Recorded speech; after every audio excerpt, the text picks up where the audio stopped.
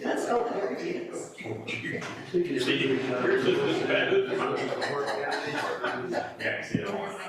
Okay. Okay, order. We'll call the meeting to order. We'll start with roll call. Tom? Here. Bob? Present. Mark? Here. David? Here. Mel? Here. Laverne? Present. Nancy? I am. Margaret? Here. And myself, Dale. Are there any members with a conflict of interest on any applications today? Seeing none. Time is 9:10, and we'll call the first. All right, so we're all set for the first item. So we're hearing HMA 2398 for 2 Hayes Avenue in Hamilton. We have the agent registered to speak, as well as several staff members. I believe we have staff from Development Engineering and Planning who are able to speak to this application. Okay, is the agent available? Yes, good morning, members of the committee. Matt Johnston, registered professional planner with Urban Solutions, here on behalf of Roxborough Park Inc., which is Mr. David Horwood, Mr. Sergio Mancha, and Nick Carnicelli. If you don't mind, I can just roll into a few more detailed comments. So you may recall that this application was on the agenda just a couple weeks back, and the staff report that was put forward at that time didn't support all of the variances. There was a lot of clarification that was required, and we went back and we had a great meeting with Ken Coit and Reno Del Bello. So I thank them for their time in order to do that. Since then, they've issued a revised set of comments that were emailed to Jamila this morning. I'm not sure if they've made their way around, but with that said, their support for a number of the variances has changed. And if you don't mind, I'll quickly just walk through a PowerPoint to let you know where we're at and the merit behind everything we're asking for today. Everyone should see this okay? We're good. Thank you. So the subject lands, just as a quick refresher, is within the Roxborough Park redevelopment area shown on the screen here. That includes the old Roxborough Park School and the former city housing lands, part of a great mixed income redevelopment project with the city of Hamilton and the proponent. We're here specifically today to talk about block 6 of the M plan. This is really the last block requiring final site plan approval. That proposal consists of one building comprised of 18-story tower element and a 16-story tower element for a total of 549 dwellings with 503 parking spaces. The subject lands are in a neighborhoods designation. They're zoned in a site-specific D6 exception 696 zone. And this is important as it leads to a few of the nuanced variances. This zone category was first established on the premise that this site would be accommodating townhouses. And I'll circle back to that component at the right time. So as I mentioned, it was first zoned for townhouses. There was a routine zoning bylaw amendment approved in December of 2021 to change that use from townhouses to a multiple dwelling. There was a variance approved last fall that dealt with height. We now have our site plan application in, and we have the following variances identified to accommodate that site plan. There were 6 variances identified on the first submission. We've since confirmed that variance number 4 is no required, and staff agree with that. I'll go through the details in the detailed variances on the individual slides. So variants 1 and 2 are supported by staff. They relate to setbacks of the dwelling, of the multiple dwelling to the condominium road. And they also relate to the distance of the parking spaces to that condominium road. And again, what's important to understand here is those setbacks were on the premise that these would be townhouses facing a condominium road. So that's why the building setbacks were established the way they were. Now that they're multiple dwellings, these variances are appropriate and again supported by staff. Variance 3 is the one that is the only one that we haven't come to terms with staff, with development planning staff. We do have positive comments from transportation staff with regards to a minor variance to reduce visitor parking. And that reduction is to go from 0.25 spaces per unit down to 0.03. That's 137 spaces down to 20. I appreciate that at a glance, that sounds like a fairly notable magnitude of a variance. But when I get into a few more details, I think we'll understand why that this is supportable by transportation planning staff and myself included.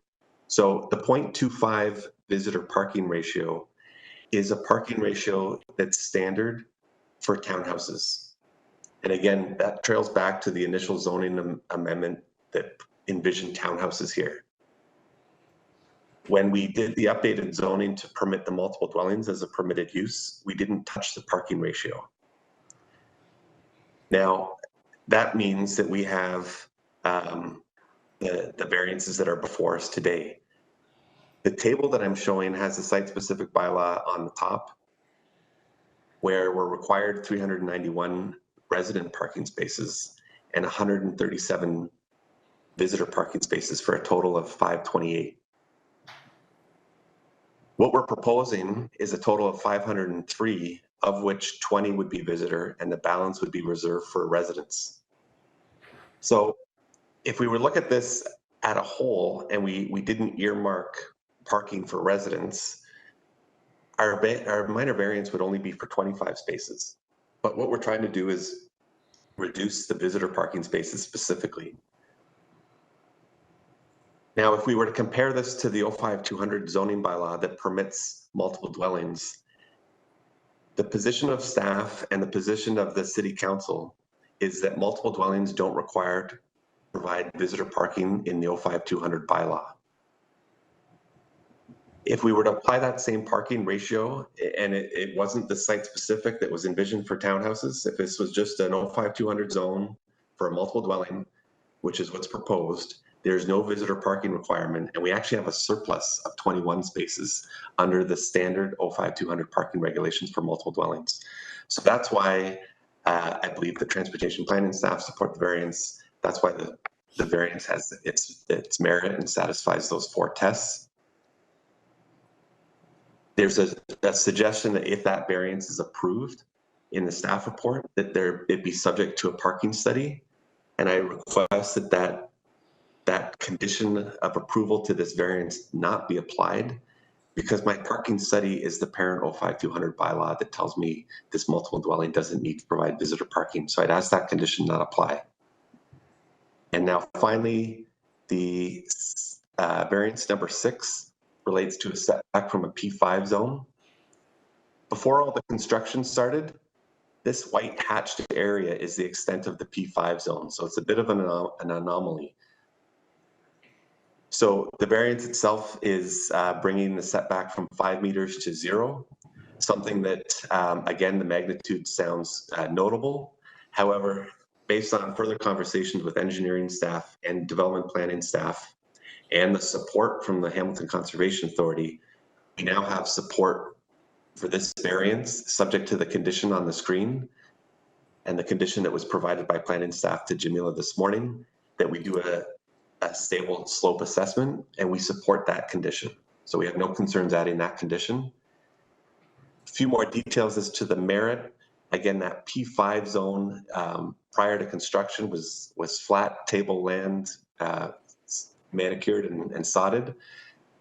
What's really happening is the P5 zone was applied to the buffer to provide access to maintain the slope on the other side of the noise wall. So in order to maintain that slope, they're going to use the existing trail, and the Conservation Authority is satisfied with that serving as the access. So that's why the intent of that variance is maintained. So again, we now have support on that variance. So we're really just struggling a little bit with development planning staff on the parking ratio, but for the reasons I explained, we meet the 05-200 requirements. We actually exceed them for multiple dwellings, but we have a misstep in the old bylaw that provided that 0.25 per unit.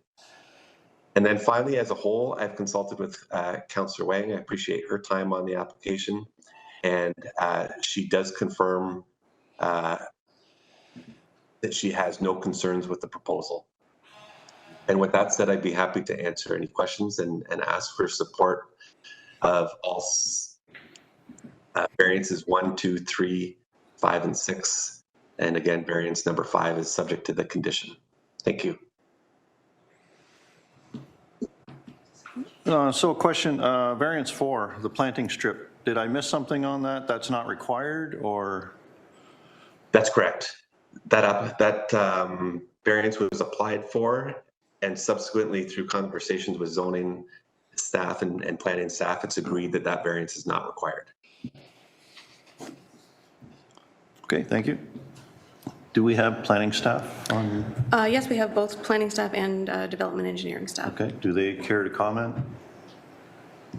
Who would you like to hear from first? Planning staff,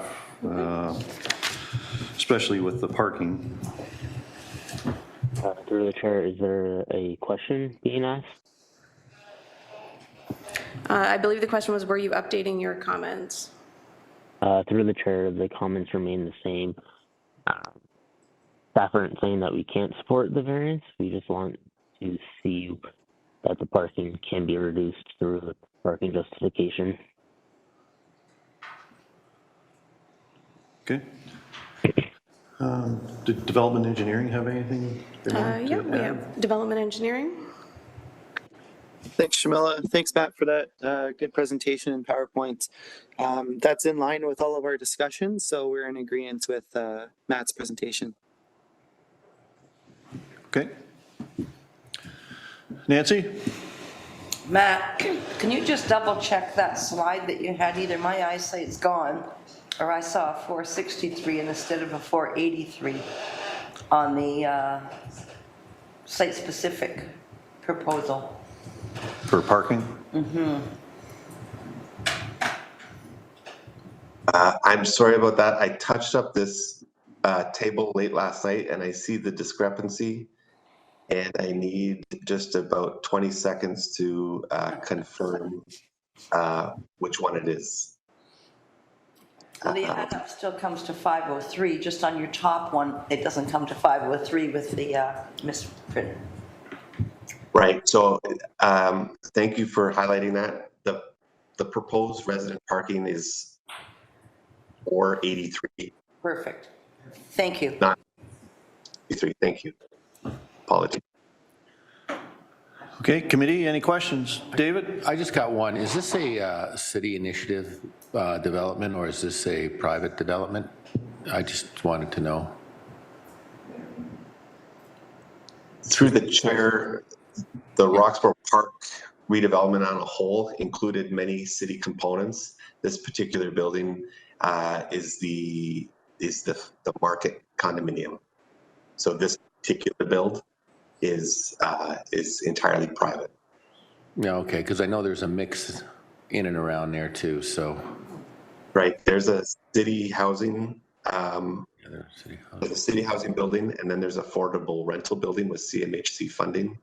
And there were a number of tools used through a community improvement plan to keep this a great mixed income development. Okay, I'll make a motion for approval. Okay, were there any more questions Sorry. before I take? Oh, okay. You're not taking the motion yet, sorry. Thomas? I'm sorry, I perhaps missed something on the parking, the visitor parking. Are we still at the position where staff say it should be, 137, and you're saying you got 20? And where are we on that?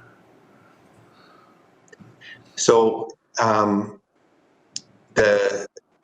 there's agreement, and I'm speaking, I think, fairly on behalf of staff, that there's merit in a significant reduction in the amount of visitor parking.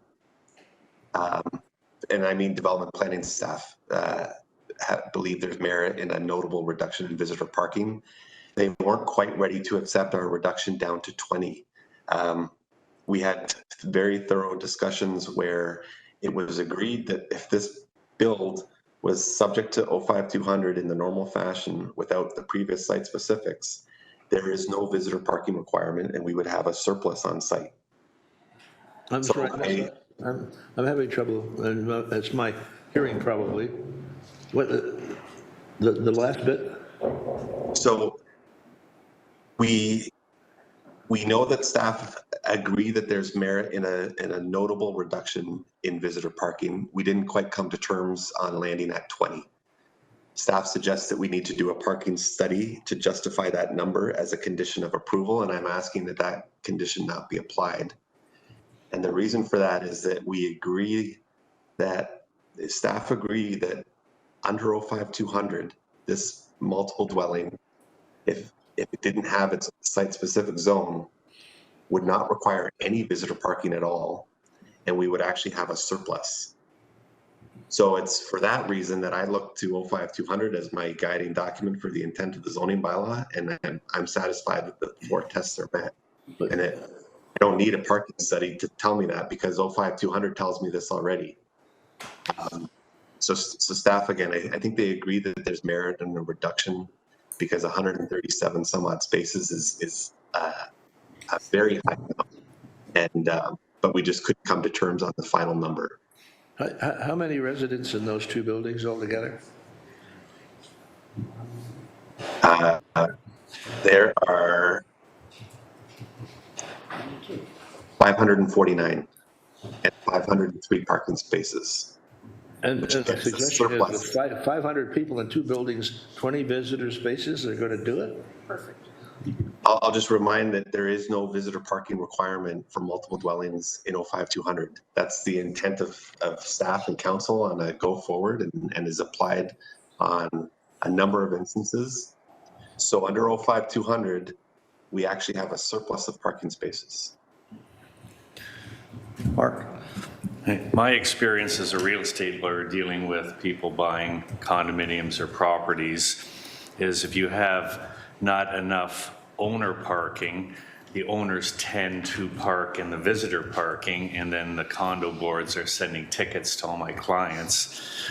So if you have the 100 more owner ones and 100 less visitor ones, it tends to minimize the problem. It's still a problem, but it's less of a problem. So I prefer to see more owner parking than 137 visitor parking and 110 less owner parking.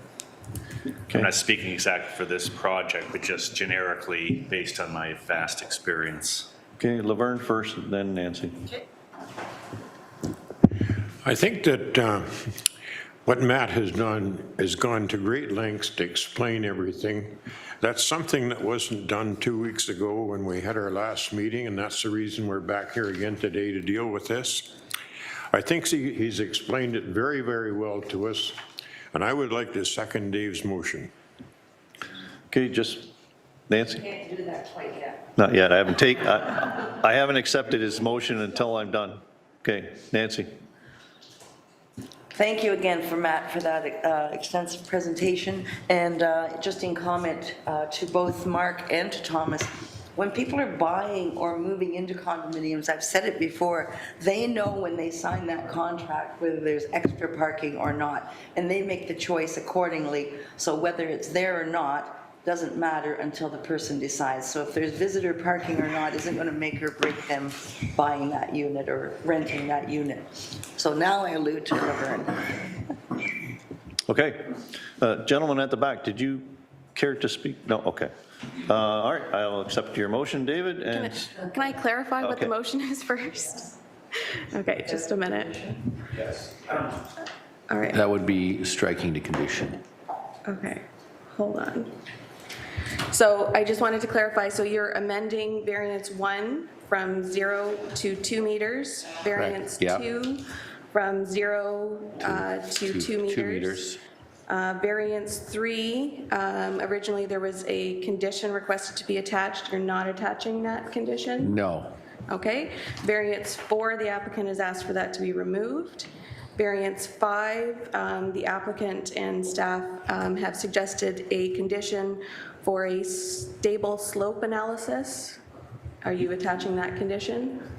Has the app, the app, yes, yes, I am. Yes, okay. And then for condition 6, no changes were made. None.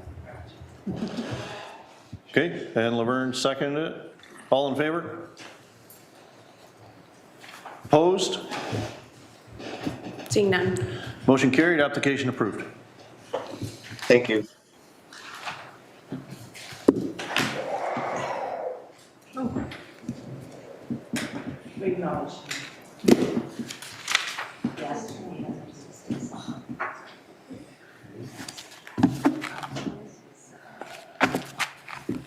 Sorry, who was that? We just wanted to.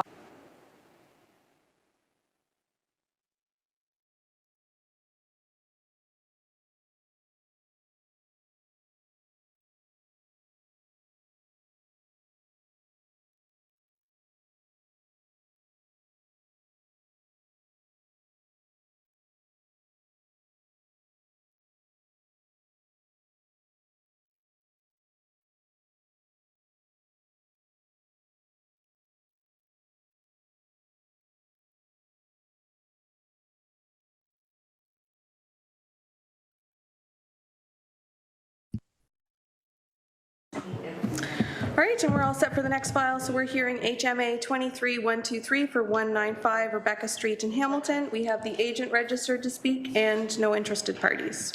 Okay, is the agent available? Yes, good morning, everyone. My name is Michael Izadi Pongetti. I'm a professional engineer at DEC Inc. I am the applicant for the client's KJT corporations. I've reviewed the comments that you have put in the report, and I have no comments based on those. Does the committee have any questions? Move for approval? Moved by Mark, seconded by Mel. All in favor? Opposed?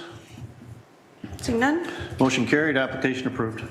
Thank you very much, everyone. Have a great day. All right, we're all set for the next file. We're hearing HMA 23125 for 42 Kingsmount Street North in Hamilton. We have the agent registered to speak and no interested parties. Is the agent available? I am. Did you have a chance to read the comments that were posted? I did. I have nothing further to add. Committee have any questions? Nancy? No questions, move for approval? Moved by Nancy, seconded by Bob. Are you okay with that? Okay. All in favor? Opposed? Seeing none? Motion carried, application approved. Thank you.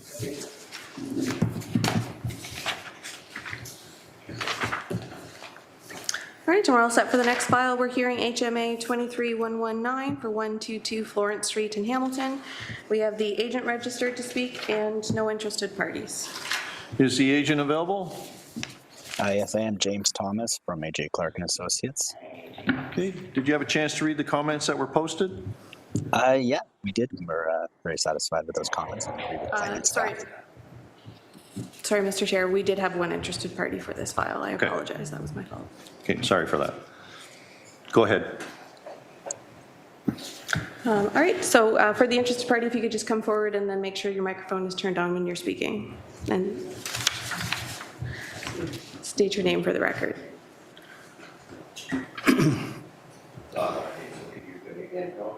Yeah, it's on. Okay, this is with regards to 122 Florence Street? Yes. Yes, from a single unit, one family unit house, it's going to be converted into two, not triplex, but duplex, 3 families in each. So it goes from a 1 family to a 6 family. My concern is the parking. Again, used to be for many years, 1 family, 1 car, and he had driveway.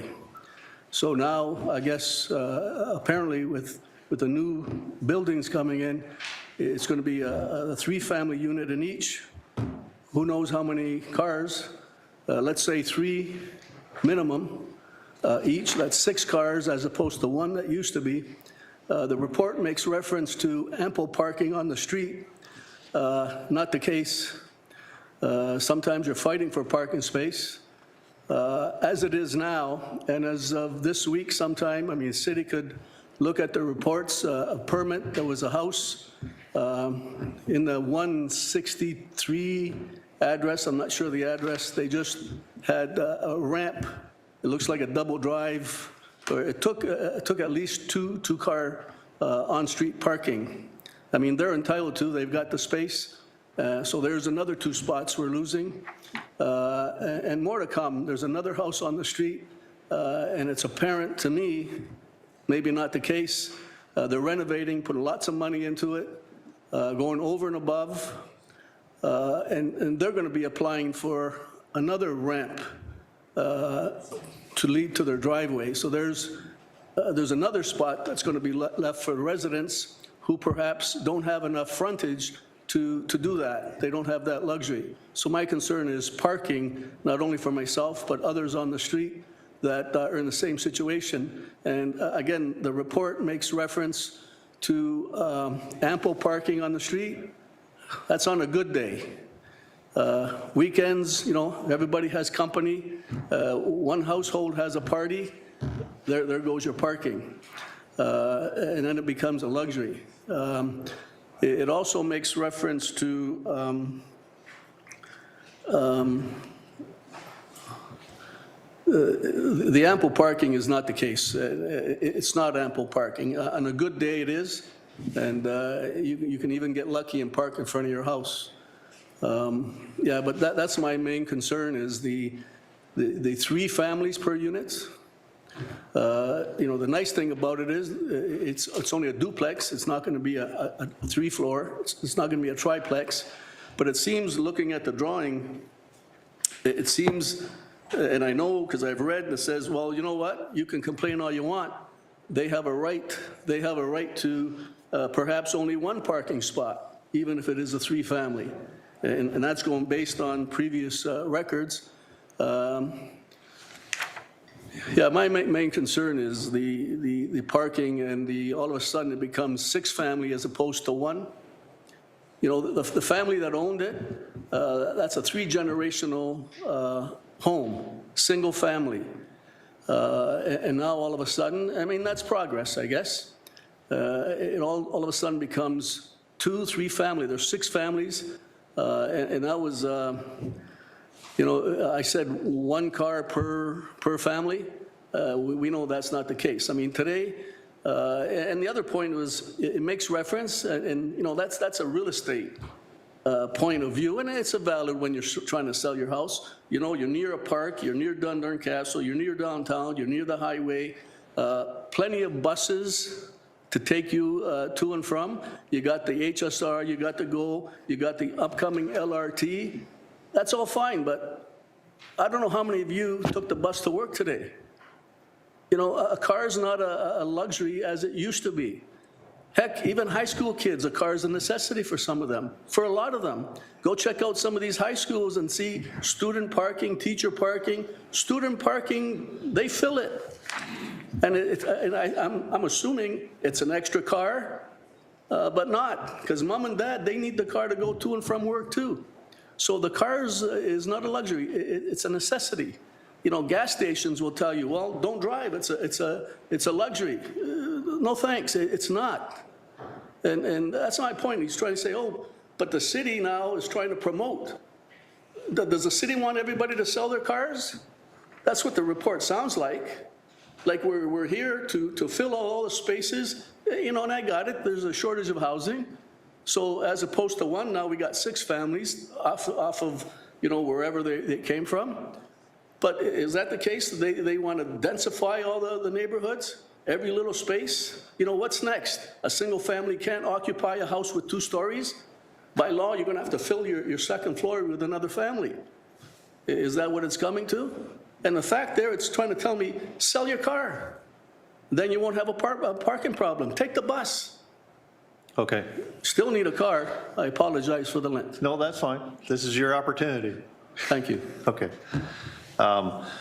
So, I mean, as far as the three-family dwelling unit, I'm a little confused because the 05200, if I'm reading this right, doesn't allow a triplex in this area, but planning, zoning is against it, but planning doesn't seem to have a problem with it. And the parking is 2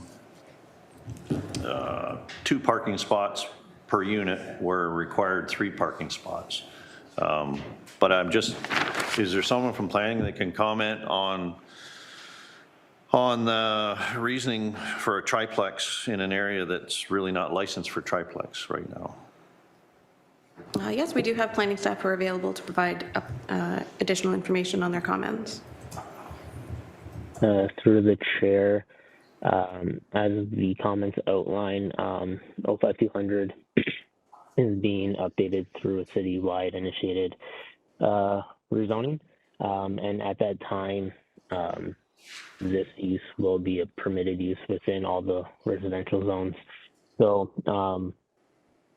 the intent that may not be, or the use may not technically be permitted right now, but the intent of the area in the near future will have this use as a permitted use. So staff's comments remain the same and support the variance. Okay. So I'm just, it's premature because the 05200 right now says no, but we know there will be changes in the future, and I'm just putting it out there. Committee makes the decision here. David. Would it not be a provincial mandate that's come abroad here that's allowing the 3 dwellings on the property? I know they're allowing the consent there. I'm just understanding that it could be a provincial-wide.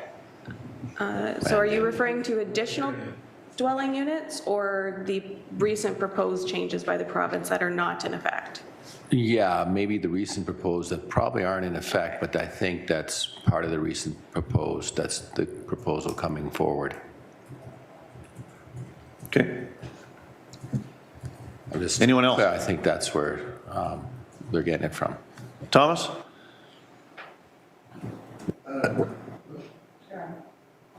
It's on, okay. There's not 1 parking spot per unit, and that concerns me.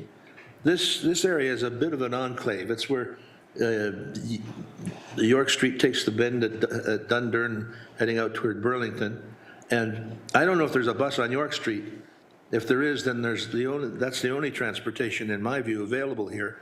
All the other buses are a considerable hike from this street down to King, and if you're going east to Maine, it's not something that most people would want to do.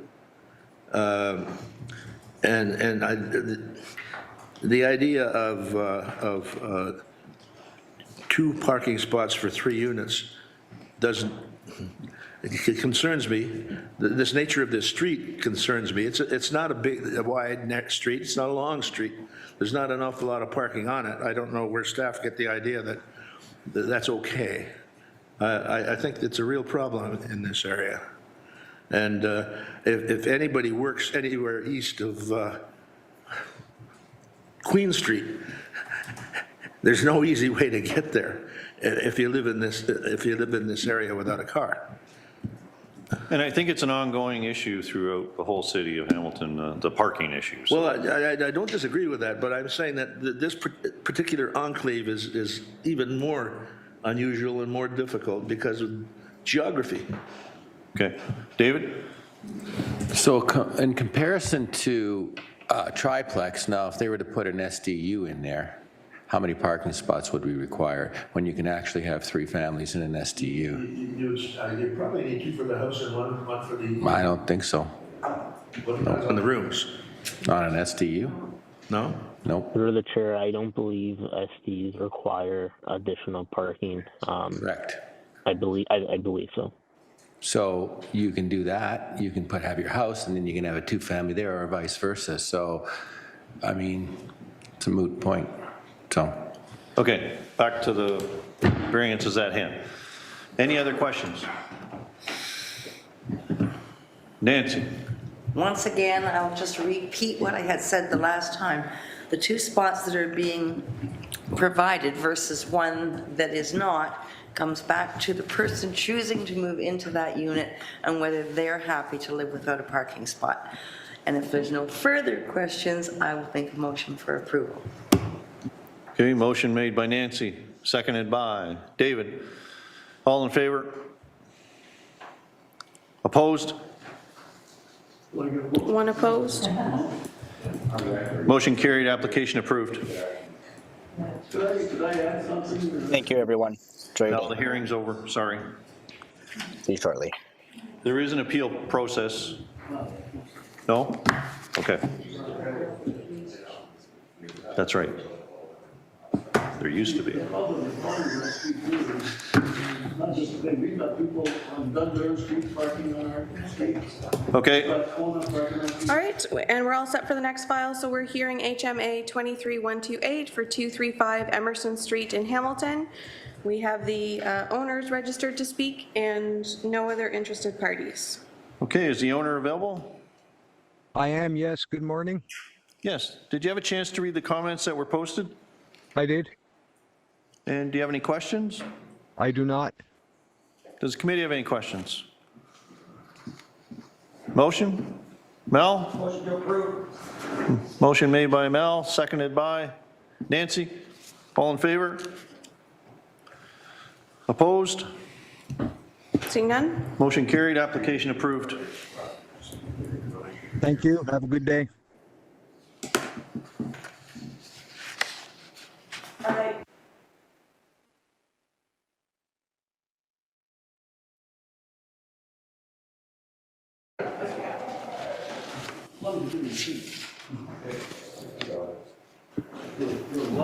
All right, and we're all set for the next file. We're hearing SCA 23127 for 61 Philoria Court in Stony Creek. We have the owner registered to speak and one interested party, or sorry, the agent registered to speak and one interested party. Is the agent available? Yes, I am. Tony Brucolari from Stony Brook Design. Did you have a chance to read the comments that were posted? Yes, I did. The only comment I had was we have already received approval from the Hamilton Conservation Authority. Okay. And we have one interested party? So we'll hear from Brian McLean. So just make sure that your microphone is turned on when you're speaking. There we go. Good. Morning, Brian McLean, 62 Philoria Court, Stony Creek. I got the application mailed to me, thank you.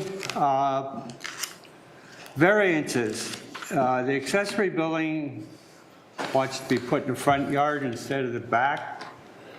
I would think that somewhere back further to me, the variance shouldn't be changed. Like we have a garage, as described, a private garage for the dwelling that is 22 by 20. The drawings prove that there's a single car garage going in. It's going to take care of one car, 22 by 20 feet, the structure. The application does not say anything about a loft on the second floor. I know it's marked down as a loft, a story and a half. I believe it's closer to 2 stories being 20 feet. Anyways, there is not a variance that's been put down that is any help, any use or improvement to the court. It would be far for me to say to destroy anything, but build a single car garage, God bless you, put it where you're supposed to, and we'll all go home happy. For the variances, with 2 floors, it's somewhere around 800 square feet, excluding stairways going up and down. But yeah, I'll shut up and move on. That's my only complaint. I'm not fond of the largeness of the building for a one car. I know that none of my neighbors know that there's a loft going in. Thank you. Any Okay, thank you. leave? Oh. Yep, you can Have a leave if you pleasant want. day. Yeah. Thanks, see you again. All right, thank you for your comments. Does the committee have any questions at this point?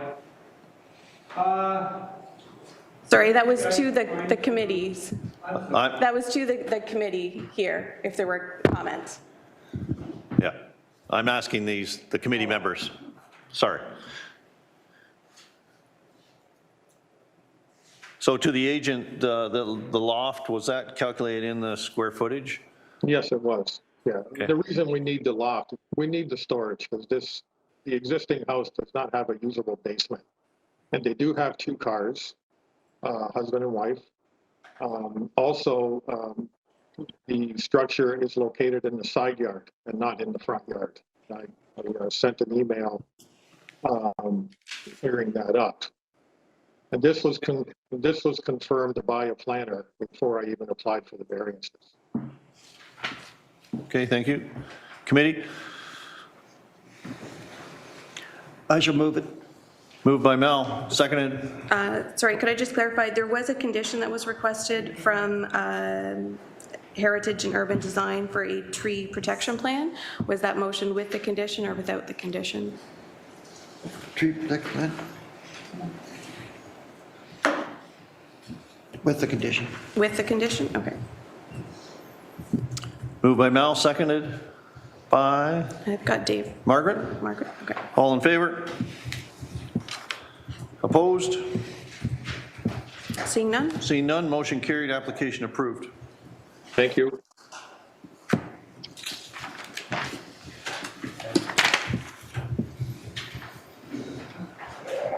All right, and we're all set for the next file. We're hearing SCB 2326 for 186 Fruitland Road in Stony Creek.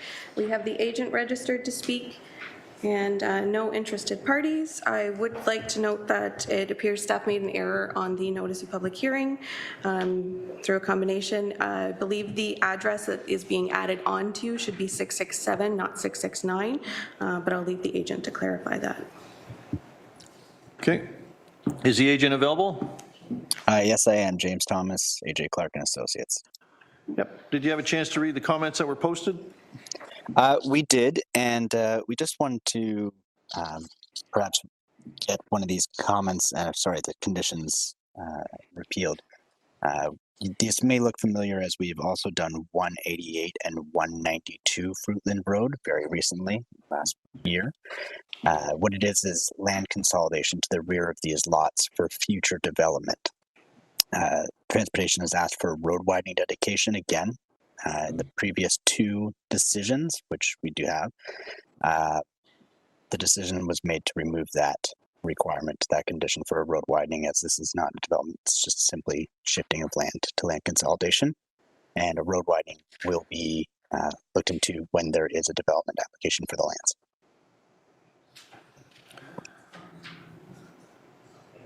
Margaret?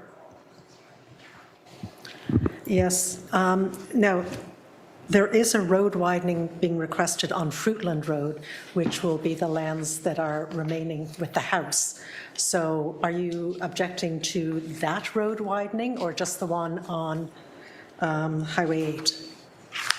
We are objecting to the road widenings that are requested in the conditions. All of them? Yeah. Okay. I think that for myself, I would not be in favor of removing the road widening on Fruitland Road. I'm okay to defer any road widenings on Highway 8 until development occurs, but I think Fruitland Road should remain. Okay. David? We had this application before us about, 6 months ago, similar thing like that. And did we not remove the conditions for road widening on that, on Fruitland? So consistency, I would think. I mean, if we have one allowed and one not allowed, it just makes a little awkward, I would think. So, I mean, I respect your position, but I'm just here for consistency. It would be just kind of not make sense to what we did before and what we do now. So at that point in time, too, I would make a motion for an approval with minusing the road widening. Okay, Nancy? I will concur with your comment to make it consistent, and I would second the motion if we're ready. Okay, any other questions before I accept the motion? Seeing none, David, accept your motion.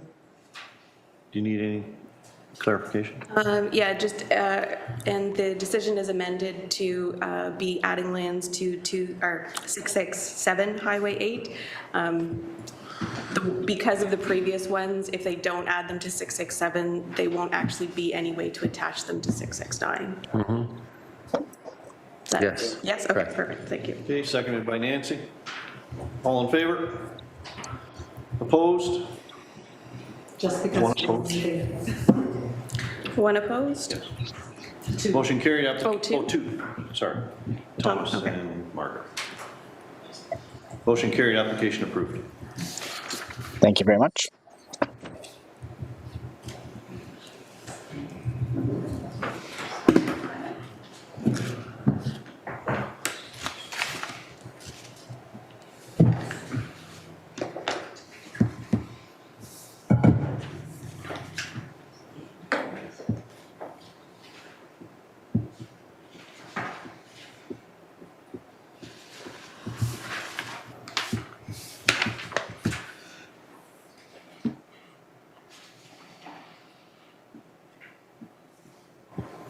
All right, and we're all set for the next file. So we're hearing SCB 2327 for 208 to 218 Arvin Avenue. We have the agent registered to speak and no other interested parties. Is the agent available? Hello again. James Thomas, AJ Clark and Associates. Busy day today. Did you have a chance to read the comments that were posted? Yes, we did, and we are in favor of all the comments made. Okay, committee, any questions? Motion, Laverne? Move it. Moved by Laverne, seconded by Nancy. All in favor? Opposed? Seeing none? Motion carried, application approved. Thank you, Kenny. Enjoy your day. And just for the record, SCA 23120 was moved to June 29th, and so it will not be heard today.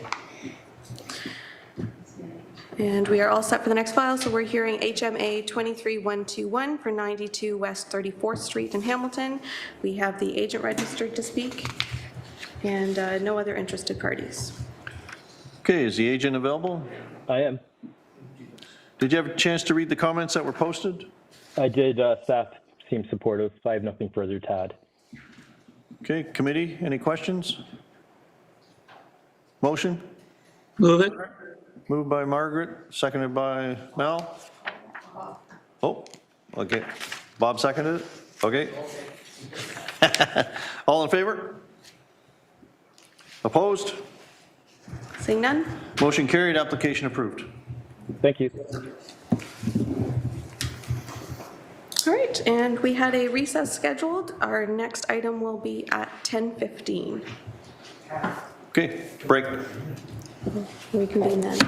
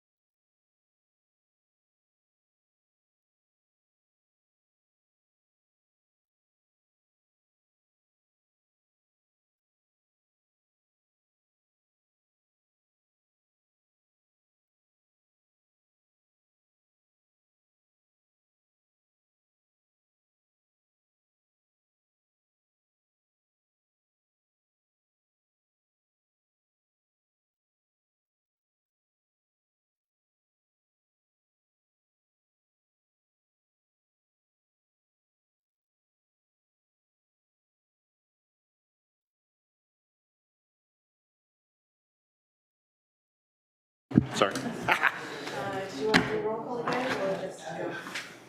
No, we're good. All right, so we're all set for the next files. We're hearing HMB 2279 and HMA 22257 for 182 West 2nd Street in Hamilton. We have the agents registered to speak and no other interested parties. Okay, is the agent available? Yes, good morning through you to the committee. My name is Tracy Pilon-Abs from Pilon-Abs Inc. I'm a planner and available to answer any questions. We support the staff recommendations on both these applications. Okay. Does the committee have any questions?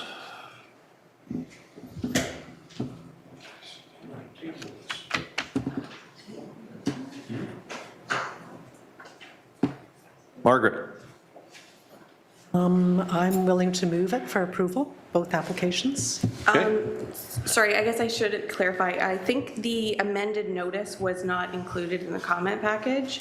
So it was amended to remove variants 1 and 3. Oh. So if the committee is satisfied with that, I can pull up the amended notice if anybody wants, but it was just to remove variants 1 and 3. You're okay with that, Margaret? Yes. Okay, seconded by Mel.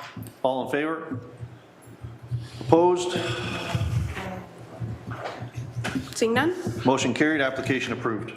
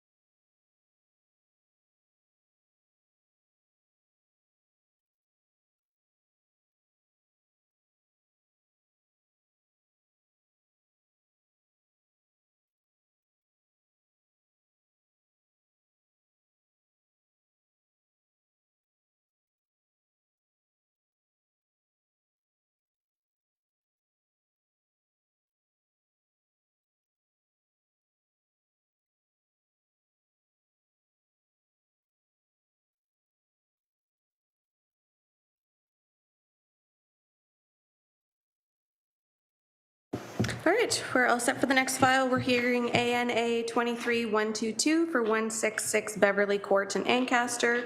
We have the agent registered to speak and no other interested parties. Okay, is the agent available? Good morning, committee. Yes, did you have a chance to read the comments that were posted?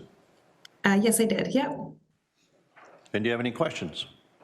I do not. I guess the only clarification would be the conditional note on the archaeological, just confirming that the city's not asking for a report. They're just asking that the information be outlined to the clients that if in fact they do find anything on site that they would need to report that.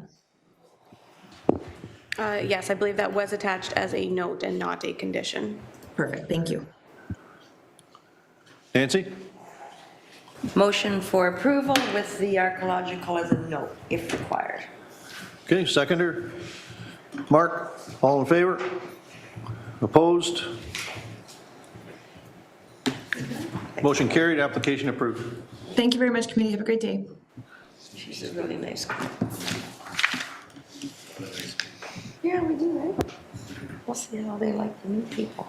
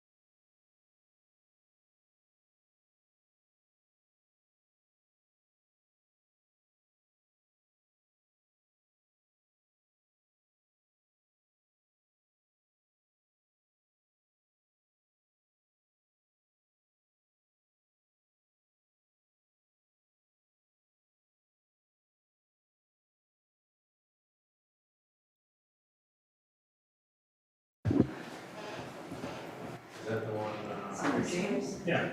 Of course. Yeah, it used to be. All right, and we're all set for the next file. We're hearing GLA 23114 for 2633 Upper James Street in Glanbrook. We have the applicant registered to speak and no other interested parties. Okay, is the applicant available? Yes, I'm here, Steve Pongros from Landhack. Did you have a chance to read the comments that were posted? Yes, we have, and we find them acceptable. Okay, committee, Move it. moved by Mark, seconded by Tom. All in favor? Opposed? Seeing none? Motion carried, application approved. Thank you, committee. Have a great day.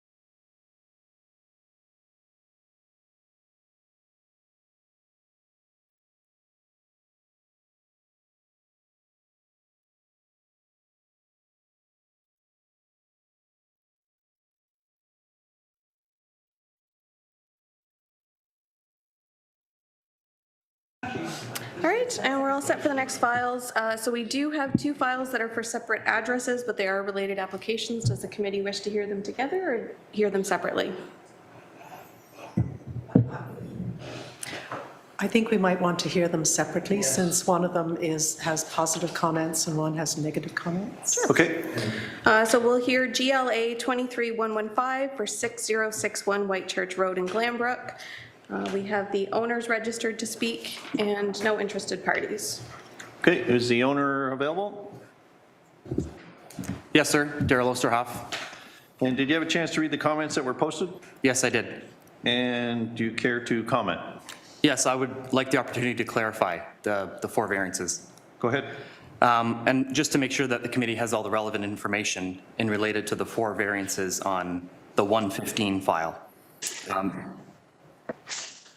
The requested variances are essentially in regards to 2 separate projects. The first project is a consent to sever, and the second is a construction of an attached in-law suite that I'll be putting on the land once I get the severance. Variance 1 on the file, the city has suggested that we remove that from this file because it has to do with the neighboring property, and I'm okay with that suggestion. Variance 2 on the file is to allow a lot size of 0.28 hectares for a single detached dwelling instead of the required 0.4 hectares. This variance is needed to clear the conditions on the consent to sever between myself and my neighbor. It's a property line adjustment where I will be gaining additional property. The consent was supported by the city and approved by the Committee of Adjustment back in December of 2022. Prior to this consent, my property was only at 0.19 hectares, and this consent will bring me up to 0.28 hectares, which will actually bring me closer in compliance with the 0.4 hectare requirement. Also, to be clear, variance 2 has nothing to do with the construction of the in-law suite. It's strictly to allow the consent to sever to proceed. Variances 3 and 4 on the file, they deal with the construction of the attached in-law suite. I now recognize that I may have been using the term additional dwelling unit by mistake, where what I'm proposing to build is actually an in-law suite. My proposed project is not a unit for rental income, but rather an attached in-law suite for my parents to live in. I've previously submitted my full construction plans to the city for zoning compliance review, and the city has deemed that my project is a properly attached unit, and I was found non-conforming on 2 issues, 0.6 hectare requirement and number of front doors. Variance 3 is the lot requirement, where I was asking for the construction of an attached in-law suite on a lot of 0.28 hectares instead of the required 0.6.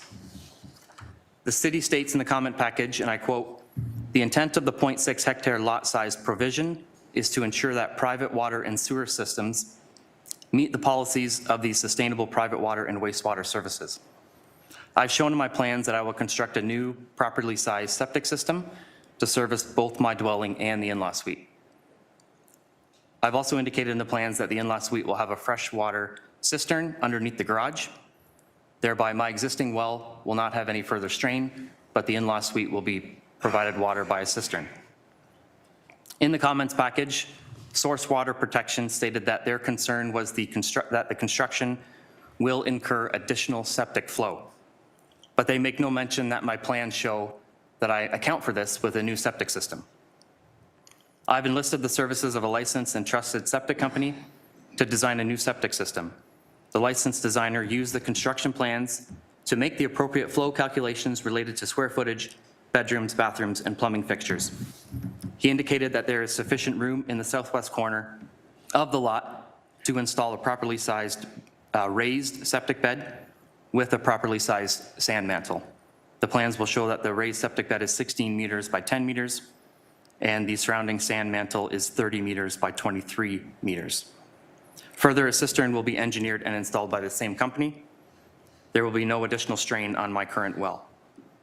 I feel strongly that I have addressed the concerns of Source Water Protection by committing to a new septic and cistern, and I also found it was disappointing that Source Water did not acknowledge my attempts to address these concerns.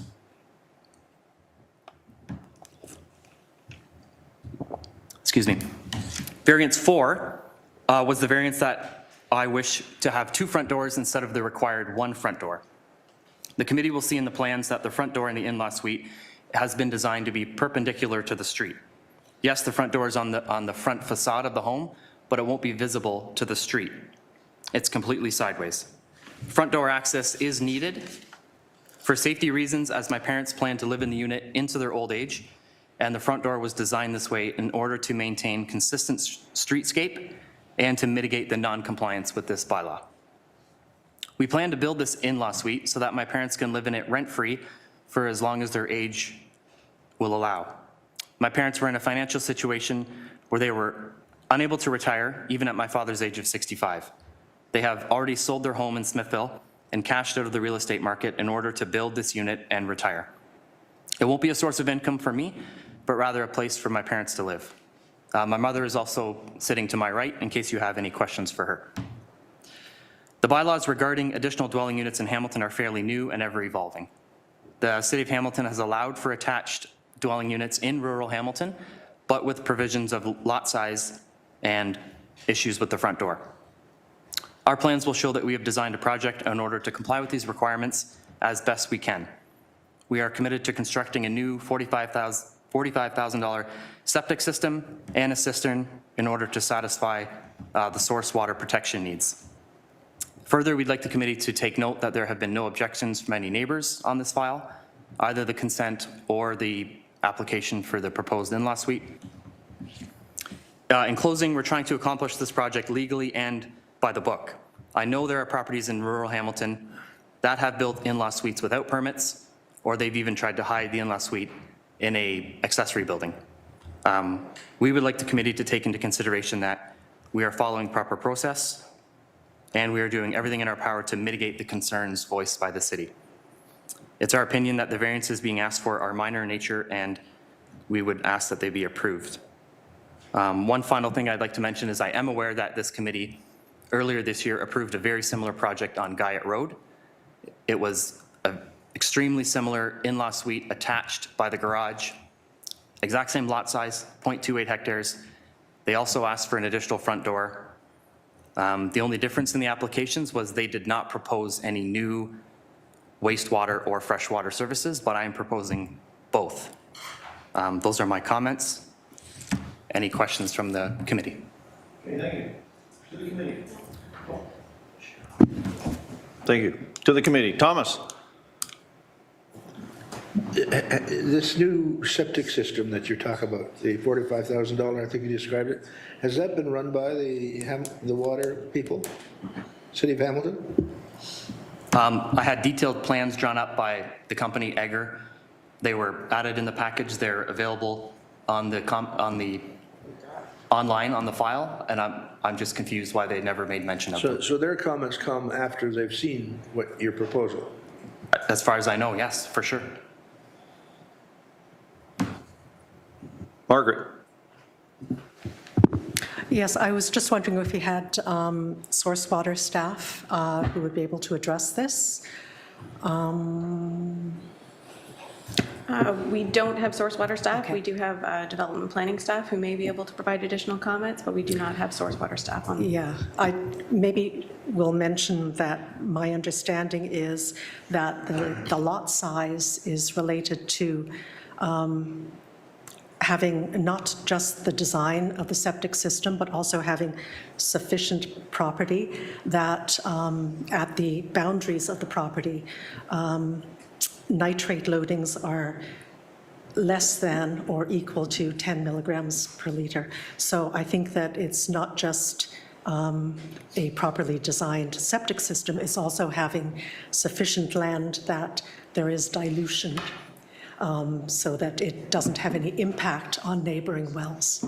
So that would be something that source water would be able to address, but that is the reason for the 0.6 hectares. So if they do go with the smaller lot size, the recommendation from source water is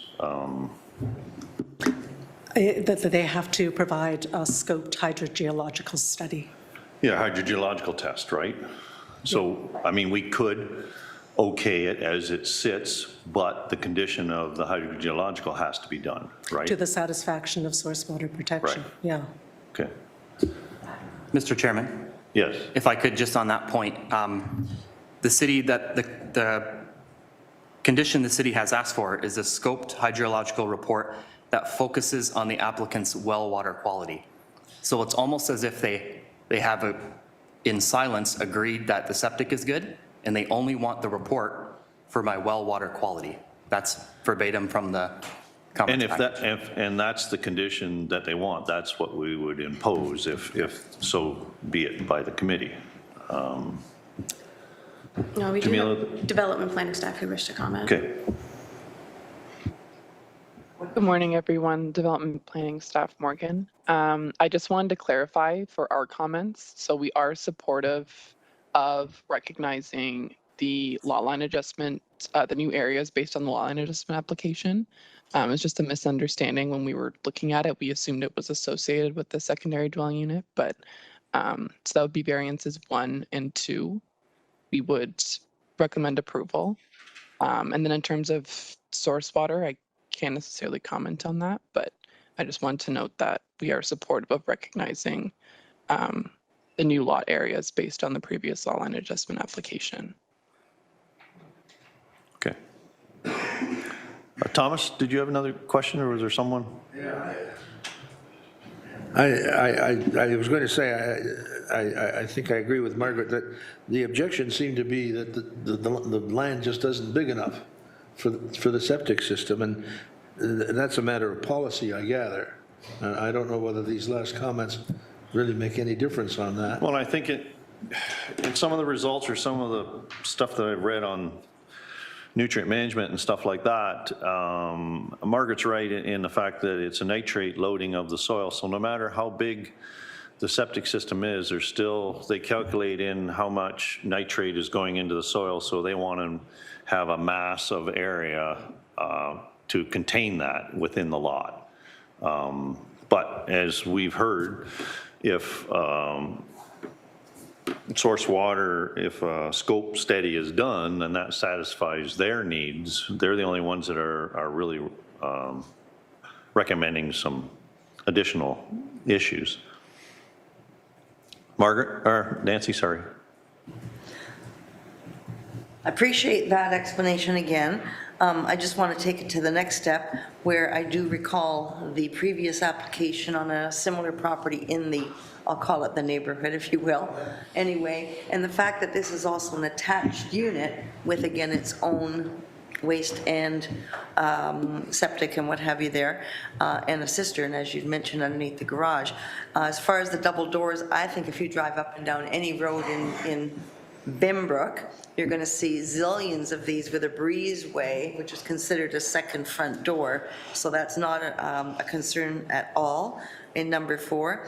And if the applicant is okay with number 3 being a hydrological study on what is required being the well, that looks like we may have this put to rest. Mr. Chairman, it seems to me that it's not a package. They're looking at source, the septic system separately in variance 2. Variance 3 deals with source water, and I don't know that the two are related. Basically, there's no question of bad septic systems is going to affect source water, but I don't think that's how they're looking at it. I think there are two separate issues here. Is the property big enough to support the septic system, and is there a problem with source water?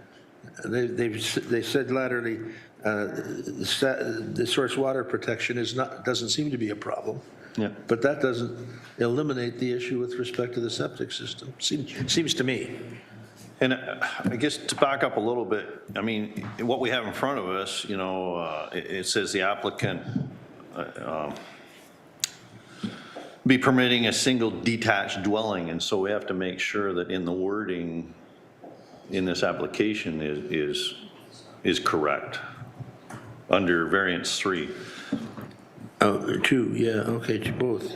So I just want to make sure that, and we know that what you're saying is attached, but what is in print in front of us is detached, so I want to make sure that, Not for the variances as listed on the notice of public hearing. That, I think that's the comments. I don't, the variance 3 is written, a minimum lot area of 0.28 hectares shall be permitted for a single detached dwelling containing an additional dwelling unit instead of the minimum okay, required I just lot want area. to Yeah, sorry.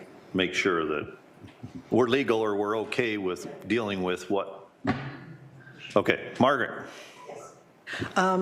There's the condition that is shown on the first page about, that does talk about the well. But if you go onto page 3 of 5, Source Water has a much more, a fuller description of what they're looking for, should we decide to approve this application. And that's that if you disagree with the city's assessment that it should be denied, then you have the option to conduct a hydrogeological study report following the city's guidelines for hydrogeological studies and technical standards for private services. So I think that that wording should be the wording for a condition as opposed to the one that's shown on the first page, which is, this one's a little bit more comprehensive. Sorry, just to clarify, that was from note 2 of source water protection? Yeah. Okay. Laverne first. First of all, I would like to see the word deny taken out of this. Secondly, 3 times I heard the word parents of this, this unit is being built for parents. And in my mind, we're not building a secondary dwelling unit here, we're building a granny's suite. And I would turn to the applicant and ask, is this a granny suite or is this a secondary dwelling unit? Because I believe I also heard you said you were not going to rent it out. It was for your mother and father. That's correct, sir. My parents are paying for it to be built and they will live in it rent-free until health forces them to move somewhere else. So what I see here after hearing this, this is rather consistent with what we've just recently approved on Guyot Road. And if we can approve it on Guyot Road, other than this source water protection thing, which wasn't involved on Guyot Road. Yeah, it was, Laverne. Was it? There was one condition and that's what it was. But it was approved. Yep. With the condition. With that condition. And so, without belaboring this thing, I believe what the applicant has done here, he has purchased additional land to put a septic system in, which is in my mind a better location than where he has the septic system right now, because of where it is now, it's in the front yard, closer to the drilled well. If the septic system, the new one that is put in the backyard and on the rear of the new lot, it's further away from his well, which would benefit him, which would, I would think it would benefit him. And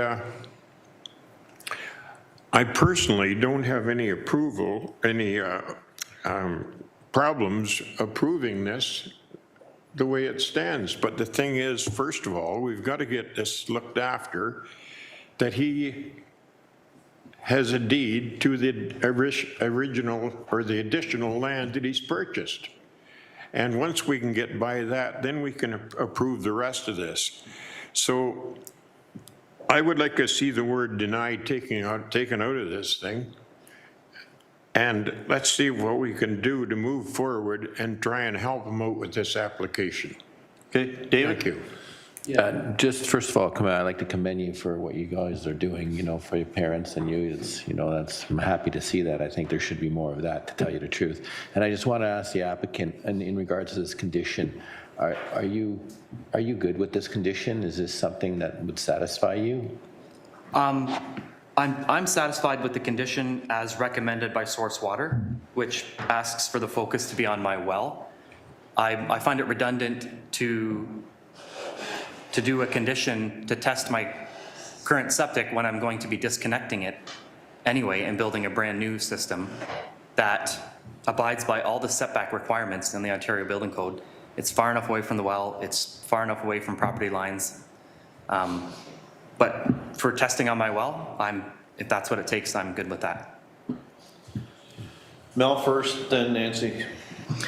Yes, I visit this property and I see what he's doing. We've did it exactly on Guyot Road. The new septic system, I have no problem with that. Condition on the well, I think I could live with leaving that.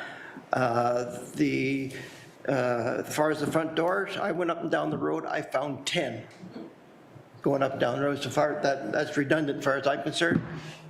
And I'm willing to go along same with here and support this application with the one condition. Nancy. Just one more comment, and that's with regard to the work of the Eggers. The Eggers are a very, very well-respected business in that area, and I don't believe that Mr. Egger or his colleagues would propose a system that was not in compliance. So I think that would make me feel a lot better knowing I see the Egger name on there. And at this time, I will make a motion for approval with the... Second, he's already made them. Oh, sorry, he didn't make it, he said support.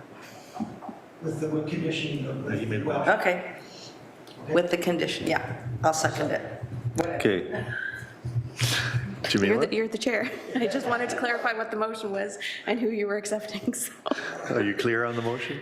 Okay, so you're taking Nancy's motion for approval? Yes.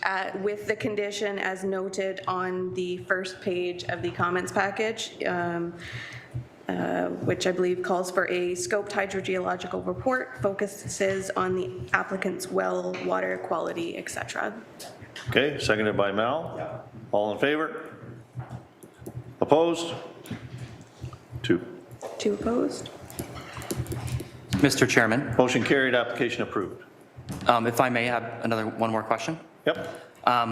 Is there any possibility of having variances 1 and 2, which are related to the severance unconditional, so that I can move forward on the severance and then deal with the condition on? Yes. Yes, that was a recommendation from staff anyway. So is it possible to amend the previously approved motion to Severance being applied. Okay, so the motion is now with variance 1 or without variance 1? I think that was requested to be removed already. Yes, okay. And then variance 2 is unconditional and variance 3 is conditional upon the scoped hydrogeological, and variance 4 is conditional, or is variance 4? Variance 4 was... That's for the doors. Doors, we're okay with that. We're okay with doors. Okay. Everybody else must be too. Yeah. We've done 1, 2, 3, 4, 5, that's all. Okay, you understand? That sounds excellent.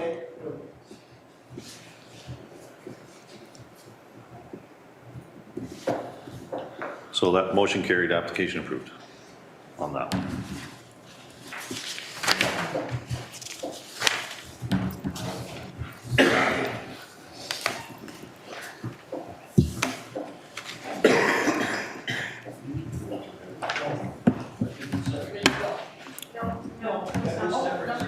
Yeah, it's okay.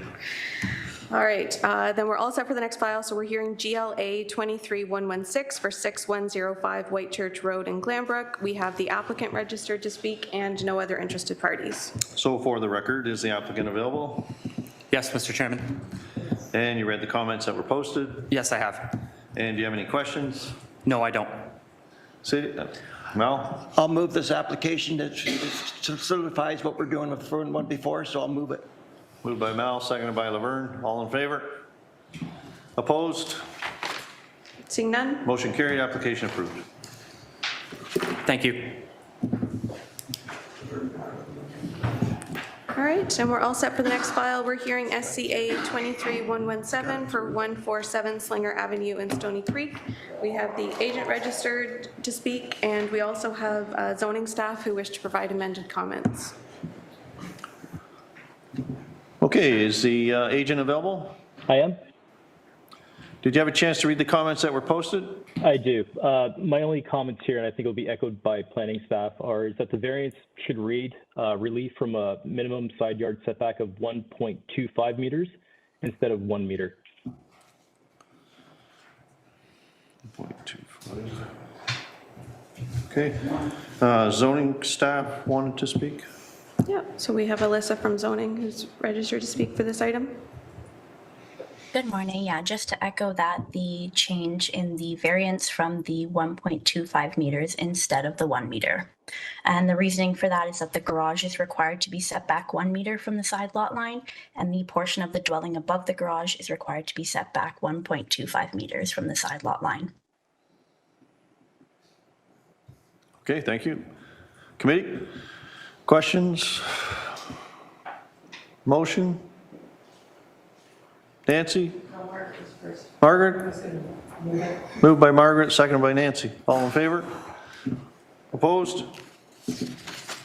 Seeing none? Motion carried, application approved. Thank you.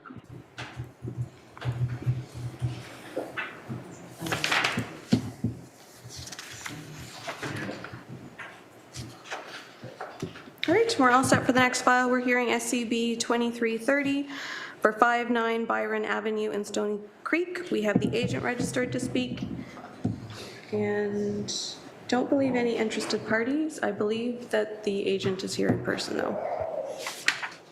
Agents here.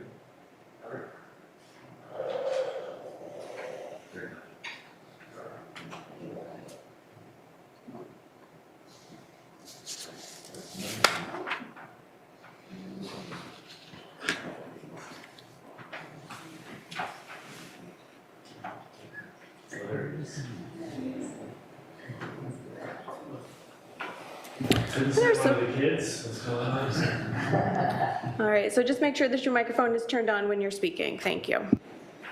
For the record, is the agent available? Yes. Turn your mic on. Maybe just slide over one and use the one that's directly in front of you. Okay. Yes, go ahead. Okay, did you have a chance to read the comments that were posted? I didn't see any negative comments. I didn't see it.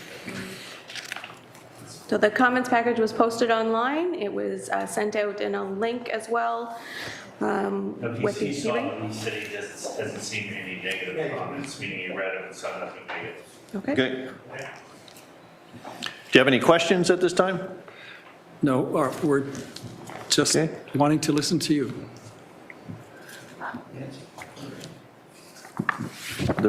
Margaret? I have a little concern with one of the conditions, condition number 6, which was put on the exact wording that was shown in the comments. The condition was that because there are drainage and flooding issues in the neighborhood, that staff requests that this application be tabled until a servicing strategy has been approved and implemented. That's a big deal, and also the condition is really hard to satisfy. So what do we want to do with this? I do remember that there were quite a few of our other applications that had these same concerns about the drainage and flooding. And there was a condition that was added that they had to satisfy development engineering with respect to a plan, a drainage plan, I guess. So I'm just concerned that this number 6 is not easy for anybody to satisfy, the way it's worded. The way I read that is there may be issues in the neighborhood concerning flooding. And when someone puts in a new development, they go into a consent agreement and deal with flooding, which typically improves the scenario. My concern is that the wording of this might be, they want the whole neighborhood sorted out, which could take like 20 years. Yeah, it's very before they can do anything. open-ended. So Yeah. I'm fine with it, because I typically find over the years that no matter how bad an area is, a new development improves it to some extent with whatever they put in. I do remember that the problem is not on this street. It's downstream, that there is no sewer outlet for it. And so the stormwater management is non-existent for this area. So if we approve this while requiring the applicants to satisfy the storm drainage, I don't know whether this is going to be easy to satisfy. But I think they have to satisfy that in their, the consent agreement, getting the permit and building. And then someone at that stage would say what you're doing is great, or it's not, which could tie into the macro issue there. So I don't know if I'd want to make this a table or a condition for this specific global concern that's here. Okay, anyone else? Thomas? It seems to me whether we approve this or not doesn't make any real difference on this flooding issue. I agree that it applies to the whole area. So whether there's one lot or two lots here really is irrelevant in my view. So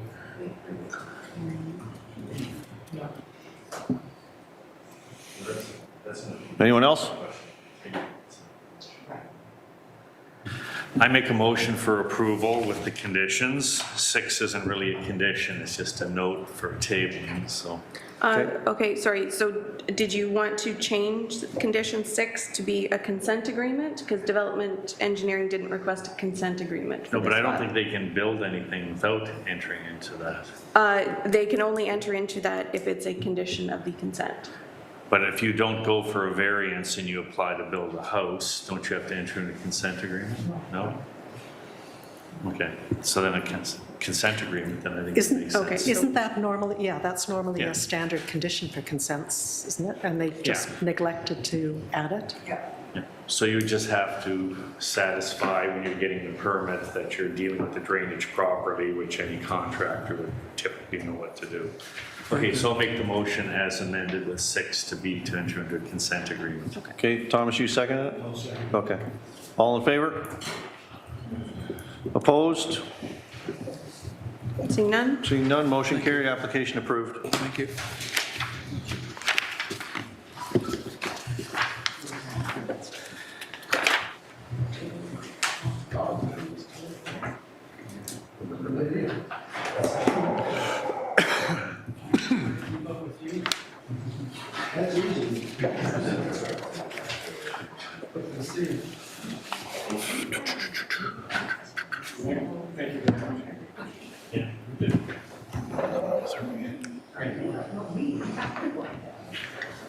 All right, so we're all set for the next file. We're hearing FLA 23118 for 745 Crooks Hollow Road in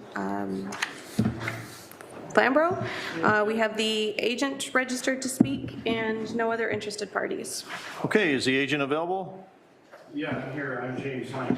Please make sure your microphone is turned on when you're speaking. You hear it? Oh, yeah, press the button. Oh, I do. Middle one, there you go. The one with the arrow pointing You got out. Okay. Did you have a chance to read the comments that were posted? Yeah, there were quite a few, and some of them I don't know if we really clearly understand what they're trying to say. Maybe some of those people are here today. But yeah, we've read through them, yeah. Okay. And do you, obviously you've got some questions, or you want to make a presentation? Yeah, a little bit of one, yeah. I'm just curious whether or not the people who made the comments actually visited the address itself, or do you know? Yeah, okay. So, I mean, some of the comments were, and there was one little wording on my documents that I gave you that maybe was a little misleading. I wrote that the driveway was proposed, but it's actually existing.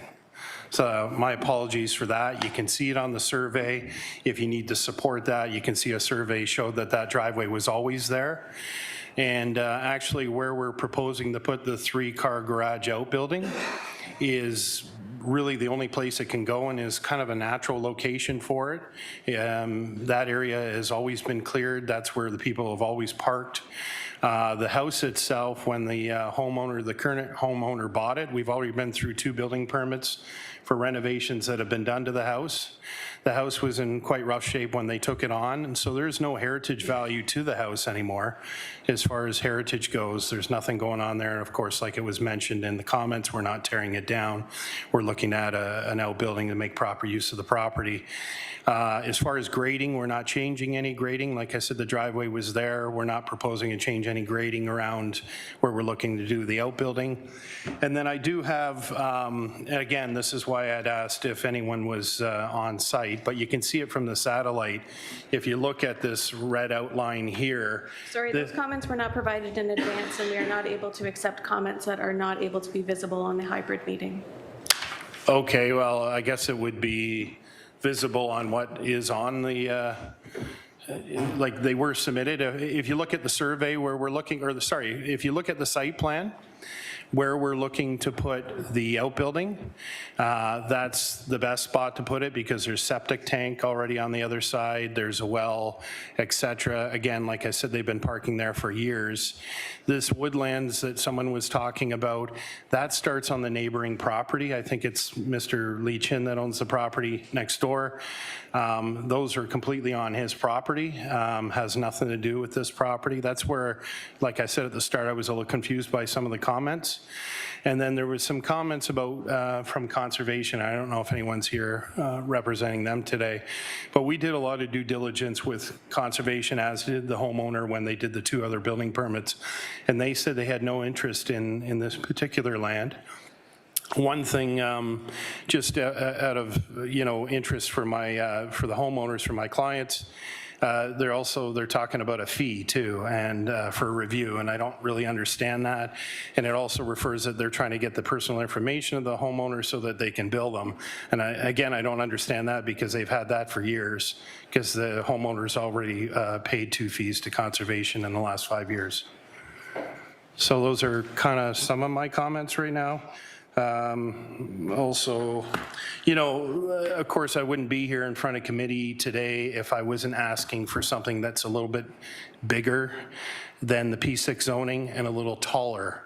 So without those 2 items being part of this building permit that I'm seeking, I could have put it exactly where we're proposing to put it today, and we wouldn't have had any of these discussions.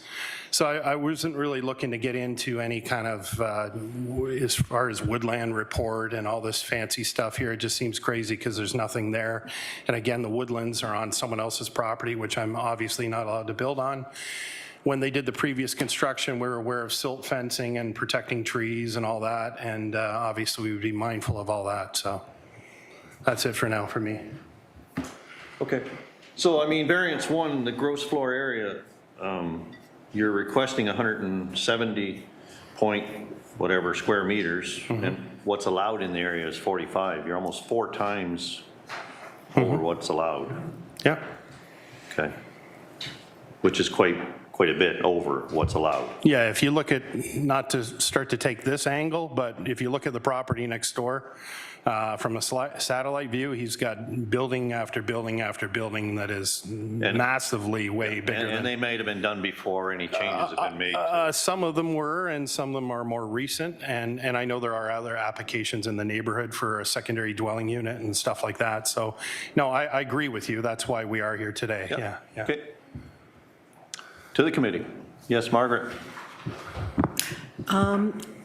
I think that planning staff has not said that they're necessarily objecting to the plan. They're objecting to the location, and they think that it's going to impact a significant woodlot. And so they think that there are trees there. So, and they have sort of requested a condition, if we approve it, for a tree protection plan and environmental impact statement, because this is close to an area of some significance. So would you be okay with that condition? You know, that's what I mean. That's why I started this, what I was saying today, with asking, has anyone actually been out there? Because this is the dangerous part of how I answer this question. I disagree with that because, again, and I realize I'm not allowed to hand this to you right now, but it probably is shown on what we've put on the site plan. The woodland, which was probably planted in 1960 by Michael DeGroot, who formerly owned the property next door, because all these trees are not natural, right? They're all in a row. Okay, they are on the neighbor's property, so I don't really understand. I can see how someone not going to the site could say that. Well, actually, I yeah. did go to the site. I did not walk into the site. No problem. But the site plan that you shows a drip line that is crossing over the location of the building itself. So one could understand why somebody might be confused by thinking that you're going to be taking down some trees. So how about if we have a condition to the satisfaction of Director of Heritage and Urban Design, the following is required, or following may be required, or if required, for the tree protection plan. And then if somebody goes out there with you, they can determine whether it is required or not. Do you want me to answer that now, or can I answer that after I've heard from everyone else, or how do we do this? I'm a little rusty, sorry. No, you can answer it later. Yeah. So Margaret, yeah. In variance 1, so the square footage, like the last sentence of that comment from planning, you know, the variance is not appropriate for the subject property and does not maintain the intent of the zoning bylaw. So they are recommending denial because of the square footage. I didn't think that they mentioned the size so much as the location. As well. Yeah. Okay, there is one interested party. No? Bob wished to. Oh, Bob. Sorry, Bob. Yeah, I'm just trying to figure out whether we would be better to see if he would like to table this and to deal with staff on it as to regard of the location, and maybe to see if there's something you can do about the size of it. So committee members just, you know, recommending a tabling just to maybe get some better clarification on the location of it. And you may not need a tree management plan if there are no trees in the spot. And maybe you could look at it. I mean, one committee member, I haven't heard from anyone else here on the size. Could you reduce it a little bit and get a little closer to compliance? I don't know what the feeling is of the rest of the committee. It's just a recommendation from one member. Mel? Yes, I visited the site and I see that, did you take the trees down? It's all cleared now, or were they gone before? No, there's still trees there. There's a couple trees that are still in the way. Yeah, I drove up into the site. There's nobody, you know, I didn't see nobody come up. No, the site itself has been recently cleaned, meaning it was all overgrown. Yeah. And like when I said overgrown, I mean with like potential tick and shrubbery and stuff like that. That's all I mean by that. I mean, it's a habitable home, right? So it has to be maintained. So again, nothing's changed. Like we haven't gone in there and changed anything behind anyone's back. All we've done is maintain the property. Yeah. You didn't clear the trees out then where you're putting the garage then? No, in fact, there's still a couple, 2 or 3 that are in the way. Yeah. My concern really is the size of the garage. It's the building you're putting up is really, just said, the chairman said 4 times the size. So maybe it's a good idea if you tabled it and talk to the, see what you could do about the planning to get the size down or come closer to it. Thomas? I just draw your attention to, you haven't seen this comments, I guess. There's a comment here about that soil structural ability is a matter of concern, and they recommend conducting a geotechnical study to ensure that the soil possesses sufficient strength and stability to support the weight of the proposed structure. Yeah. Now, presumably, that's also the size of the structure comes into play with that issue as well. Well, I would say no to that because, first of all, they just did an addition. So we're aware that the Canadian Shield or the rock or whatever is there, and I have trades that have worked in that immediate area, in fact, in the house next door. So we're already aware that probably 2 or 3 feet down, we're gonna hit the shield, hit rock. And at that point, I mean, you're never gonna find a better bearing capacity than that. You know, so all we do is we tie into, you know, just like they do up north or other parts of this area. So I'm not worried about any stability issues or bearing capacities. I mean, you know, if we were, then they wouldn't have done the addition they just did, right? Well, they talk about Guelph and Lockport formations, which means nothing to me. I didn't know if we were on the next file when I read that. Actually, I was scrolling down. I thought maybe someone else's. So that's news to me, and I built in that area, and it's a fantastic area to build in because of the stone that's a few feet down. So I don't. You know, that would just be another study, again, that we didn't go through. We've already got 2 building permits. We did a septic system there that was acceptable, and we did an addition there, not very far away from where we're proposing to build. You know, obviously with proper, and Jeff Evans, the local building inspector, has been out there. He was kind enough to have a conversation with me similar to what you're talking about right now. I said, hey, Jeff, I've priced this project at this address. What happens if I hit rock 2-3 feet down? He said, you're going to hit rock 2-3 feet down, because they did when they did the addition. He says you just pin it and you do it the right way. So I'm not worried about that. Otherwise, I would have, you know, put a little asterisk next to my quote to the homeowners here. David, then Margaret. I just got a quick question. Everybody seems to refer to the size and everything like that. What is the size of the lot? Do you know? 3 acres. Pardon? 3 acres, yeah. 3 acres. Yeah. How many square meters is that, do you know? I could Google it. Yeah. Yeah. In comparison to the size of the lot, I think if we're dealing with a lot that's maybe an acre big and stuff like that, I think the size would be lost in the size of this property. That's just as a comment. I don't think it really, it's different if you're looking at an acre lot or a smaller lot, and that becomes relevant 4 times the size. But I think when you put that garage in on this lot here, I don't think it'll be it's not a big deal to me anyways. That's just a comment. Okay, Nancy?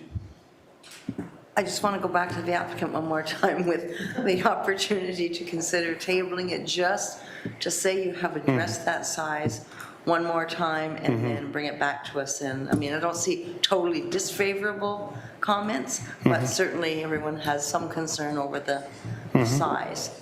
Okay. And maybe a small adjustment might just be enough to swing it. Okay, can I hear everyone else's comments first, or? I think you've heard most of them. Okay. So regarding the size, like David said there, you know, if you look at the property, it's raised in elevation from the road. So it itself is quite private to begin with. It's hard enough to see the house. This will be tucked back in a corner, so you're right, the size, in my opinion, would get lost. You know, if this was a at-grade address in a subdivision or something with a bunch of, you know, executive lots that, you know, there's no trees around them and an open sight line. So, you know, I would appreciate if we can work towards the size, because, you know, I hate to say it, I think kind of a couple of years from now, well, I don't hate to say it because I'm in the business, I think this zoning in that area might change anyways, or they might allow for more things. It's just kind of the way the evolution, you know, someone's got to eventually have somewhere to put their kid that can't afford to buy a house or something, who knows. But I'm okay with, are we going to table? Yeah, okay. So we'll table it unless everyone can just show me their hand under the table, whether or not you would go. No, I'm just kidding. Yeah, so if we can table it and just, I'd like to get some of this stuff, like it just seems like there's a lot on this one property. I don't know if anyone can agree with me here, but when I read all the comments, they're like here, there, and everywhere. It's like, this should be heritage, this should be a geo report, there's this, and that. So yeah, I will bring this again to you when you'll invite us back, and we'll try to get this a lot more organized. Are you okay with that? Okay. Bob, you make that motion to table? Yes. Okay. Seconded by Mel. Well, that's what we're saying. Yeah. So we're wondering if we can be present in whether if any of the committee members, if on a tabling, whether you make another visit, or will we be meeting with the city? What are you thinking? Sorry, so there's a motion on the floor for the application to be tabled. The motion was made by Bob and seconded by Mel. Bob, were you wanting it to be tabled for a date to be determined, or were you tabling it for the next hearing? For a date to be determined, and I think that it needs to be clear that he should meet with staff and try and figure out some of the issues and see if he can resolve them with staff, about the heritage, about all the other things, and look at the size. Okay, so. Okay. And it's optional for the committee members to do a site visit. It's not mandatory, but if you... Yeah, I would like to provide comments on that. So it is not appropriate to be providing evidence to committee members at a site visit without all of the committee members being present. Okay. Motion was on the floor. It's moved, seconded. All in favor? Opposed? Seeing none? Motion carried. Application tabled. Thank you. And if you would like to have the contact information for the staff who provided comments, just send an email to cofa@hamilton.ca and we'll be able to provide that for you. Perfect, thank you.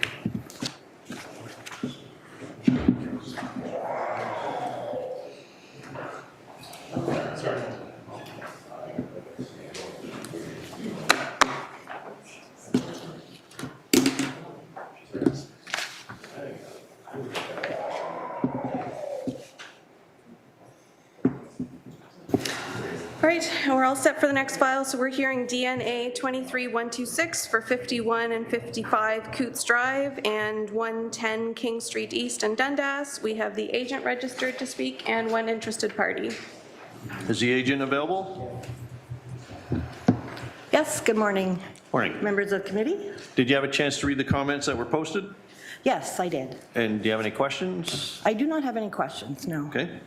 There's one citizen? No. Yes, we have one person registered, but I don't currently see them. No. Oh, Okay. I believe the interested party left. Okay. Committee, questions? I see nothing objectionable here, and I'll make a motion for approval. Motion made by Nancy, seconded by Laverne. All in favor? Opposed? Seeing none? Motion Oh. carried, application approved. Thank you very much. I had a little presentation, but it's not needed. Great, thank you. And Mark wasn't here for that one. All right, and we're all set for the next file. So we're hearing FLA 22305 for 321 Parkside Drive in Flamborough. We have the owners registered to speak and no other interested parties.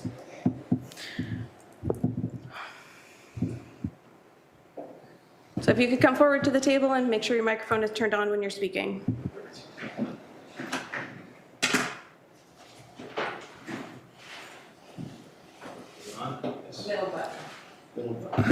Okay, for the record, is the agent available? Or owner? I'm the owner. Owner? Did you have a chance to read the comments that were posted?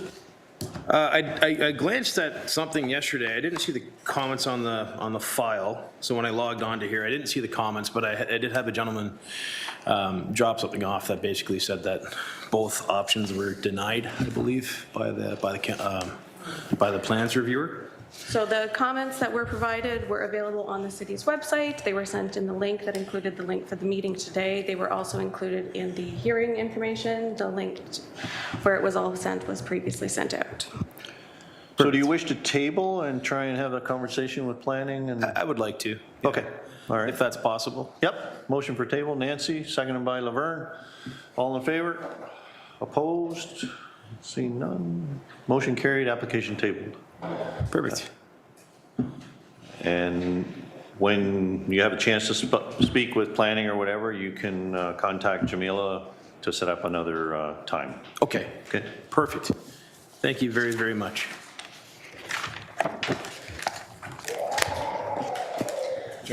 All right, and we're all set for the next file. We're hearing FLA 2308 for 138 McMoney's Drive in Flamborough. We have the owners registered to speak and no interested parties.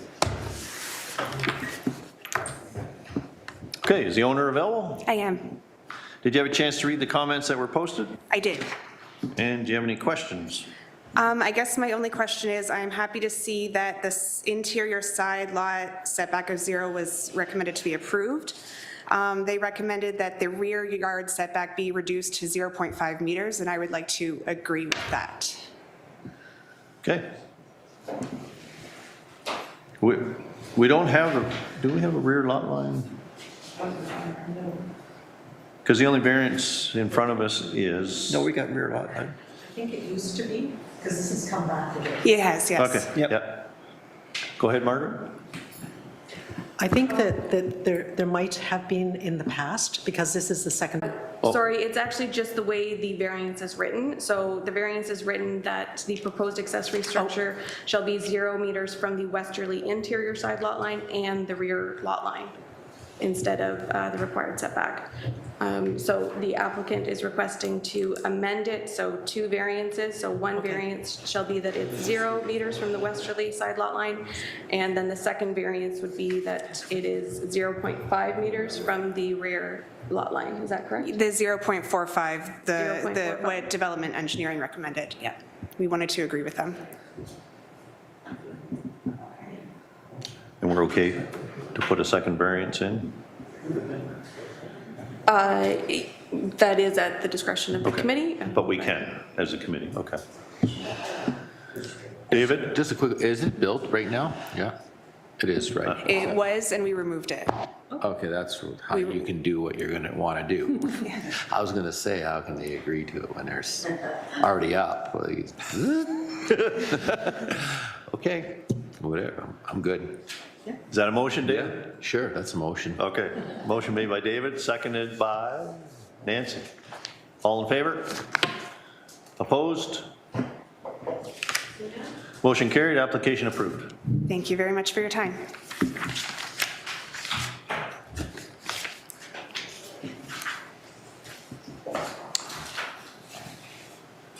And that is all. Motion for adjournment. Nancy? All in favor? Carried. All right, thank you. The meeting is concluded.